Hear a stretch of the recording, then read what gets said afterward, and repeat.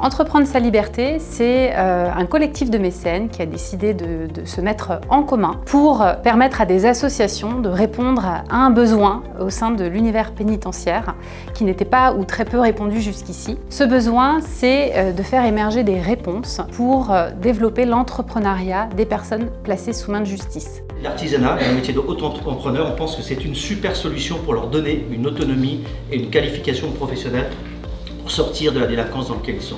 L'objectif du projet Entreprendre sa liberté, c'est pendant 3 ans d'expérimenter des parcours d'accompagnement qui, sur le terrain, vont activer le levier de l'entrepreneuriat pour aider des personnes placées sous main de justice à se réinsérer professionnellement.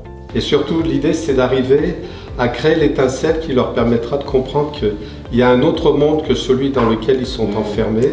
Les besoins identifiés au départ sont multiples. Le public détenu, le public placé sous main de justice est un public particulièrement éloigné de l'emploi, dont la grande majorité ne sont pas diplômés. Et on a pu, dans nos discussions avec les personnes détenues ou sortant de prison, remarquer qu'il y en avait un certain nombre d'entre eux qui voyaient l'entrepreneuriat comme une option pour retrouver un emploi dans leur réinsertion. Donc les LORA sont des associations, du coup, des réseaux d'associations qui vont être accompagnés pendant 3 ans de plusieurs façons. D'abord, il y a un soutien financier, bien évidemment, pour mener en place à la fois l'innovation terrain, puis après la mise en place des accompagnements. Ensuite, ces associations seront également accompagnées de façon collective sur une démarche de recherche et développement. Il y aura des temps, effectivement, qui seront animés par des experts pour pouvoir partager leur expérience, travailler à cartographier ensemble les freins que rencontre ce public à l'insertion professionnelle. Et il y aura enfin, troisièmement, un accompagnement à l'évaluation d'impact.